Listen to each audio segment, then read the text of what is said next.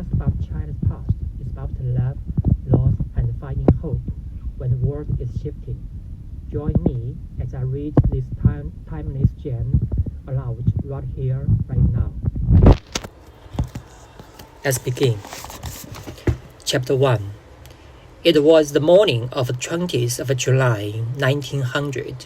A party of mule carts were lined up at the western entrance of Matejiang Hutong, a street in the east city of Peking. Part of the mules and carts extending to the alley running north and south along the pink walls of the big Buddha temple. The cart drivers were early. They had come there at dawn, and there was quite a hubbub in that early morning, as was always the case with these noisy drivers.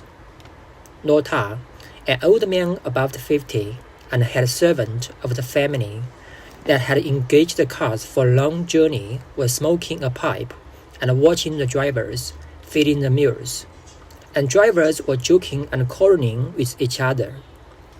But they could not joke about each other's animals and the animals' ancestors. They joked about themselves. In such times, said one, who can tell whether one comes back dead or alive after a journey? You're well paid for it, aren't you? Said Nota. You can buy a farm with 100 taels of silver. What is the use of silver when you are dead? Replied the driver. Those bullets from foreign rifles don't recognize persons. Ponton, it goes through your brain cap, and you are already a corpse with a crude queue. Look at the belly of this mule. Can flesh stay bullets? But what can you do? One has to earn a living. It's difficult to say, rejoined another. Once the foreign soldiers come into the city, Peking wouldn't be such a good place to live in, either. For myself, I'm glad to get away.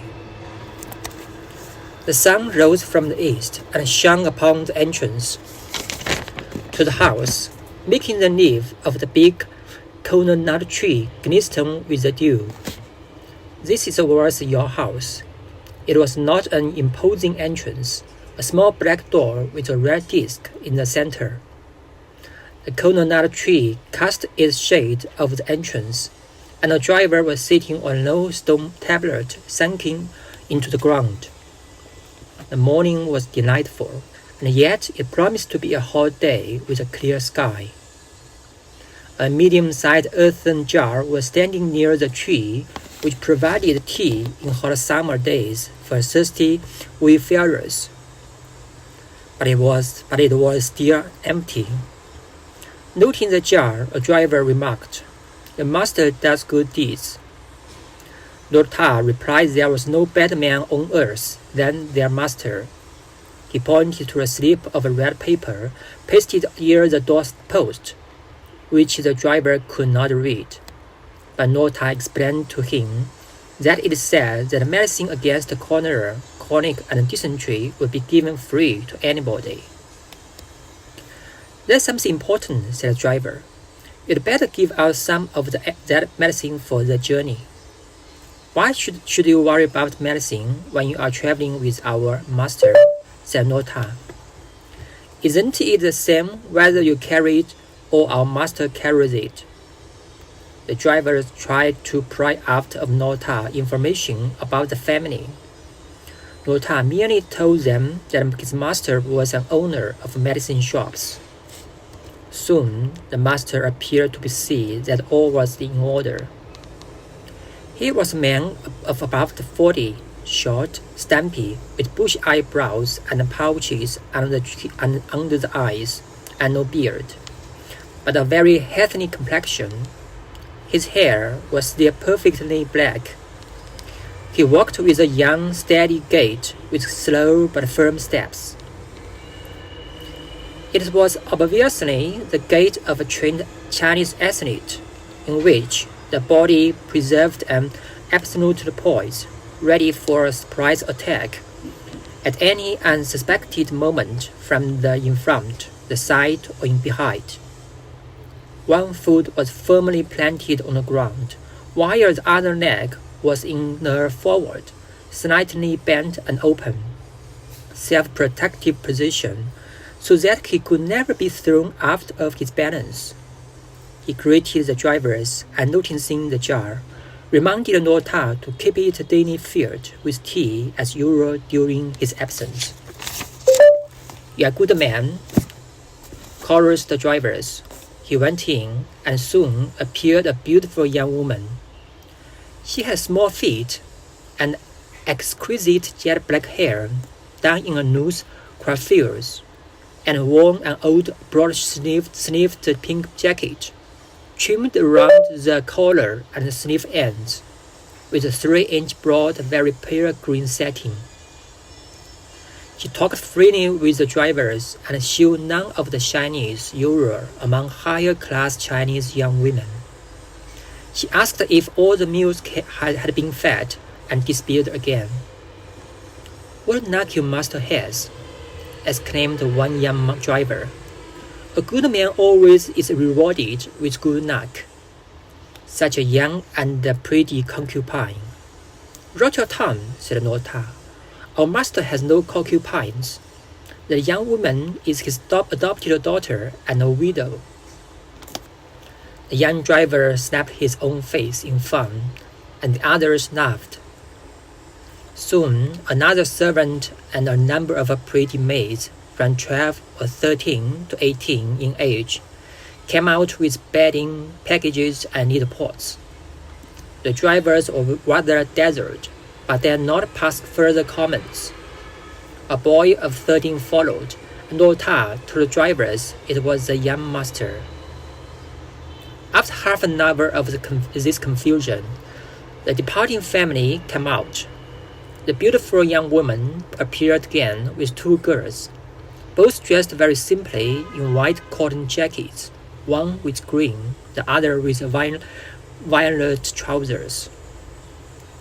You can always tell a daughter of a well-to-do family from a maid servant by her grace and the narrowness and quietness of manner, and the fact that the young woman was holding their hands showed the driver these 2 were the daughters of the family. "小姐, come into my cart," said the young driver. "The other's mule is bad." Mulan, the elder girl, thought and compared. The other cart had a smaller mule, but its driver had a more jovial appearance. On the other hand, this young driver had ugly sores on his head. Mulan chose by the driver rather than the mule. So important are little things in our life, perfectly meaningless in themselves. But as we look back upon them in their chain of cause and effect, we realize they are sometimes fraught with momentous consequences. If the young driver had not had sores on his head, and Mulan had not got into the other cart with the small and sickly-looking mule, things would not have happened on this journey as they did, and the course of Mulan's whole life would have been altered. In the midst of the hustle, Mulan heard her mother scolding Silver Screen, a maid of 16, in the other cart, for being overpainted and overdressed. Silver Screen was embarrassed before everybody, and Blue Haze, the elder maid of 19, assisting the mother into her cart, was silently smiling, being secretly glad that she had known better than to overdress for this journey, and had listened to the mistress' instructions. You could see at a glance that the mother was the ruler of the family. She was a woman in the middle 30s, broad-shouldered, square-faced, and inclined to be stout, and spoke in a clear, commanding voice. When everybody was well seated and ready to start, a little maid of 11, whose name was Frankincense, was seen crying at the door. She was utterly miserable about being left behind to stay alone with Nota and the other servants. "Let her come along," Mulan's father said to his wife. "She can at least help fill the tobacco for your water pipe." So, at the last moment, frankincense jumped into the maid's cart. Everybody seemed to have found a place. Mr. Xiao shouted to the maids to let down the bamboo screen at the front of their covered cart and not to peep up too much. There were 5 covered carts with 1 pony among the mules. The maternal Uncle Fen and the young boy led the party, followed by the mother, riding with the elder maid, Blue Haze, who was holding a baby 2 years old. In the third cart were Mulan and her sister Mo Chou, and the adopted daughter, whose name was Coral. The 3 other maids, silver screen, brocade, 14, and little frankincense, were in the next cart. Mr. Yao, the father, sat alone and brought up the rear. His son, Tianjian, had avoided riding in the same cart with them, and he had preferred the mule. A manservant Notan, who was the brother of Nota, sat on the outside of Mr. Yao's cart, 1 leg crossed on the shaft and 1 left dangling. To the people who had gathered to watch the departing family, Mr. Xiao loudly announced that they were going for a few days to their relatives in the Western Hills, although actually they were going south. Whatever their destination, it was obviously to the passers-by that they were fleeing from the oncoming Allied European troops who were marching upon Peking. And so, with the water and the crackings of whips, the party started. The children were all excited, for it was their first trip to their Han Chao home, about which they had heard their parents speak so often. Okay, it's all for today. See you next time.